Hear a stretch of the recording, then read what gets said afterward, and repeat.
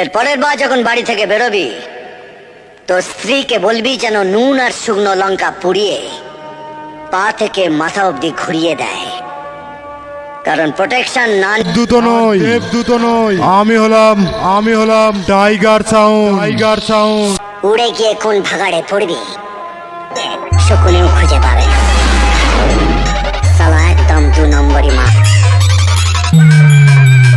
এই telephone number edit করা রাখে।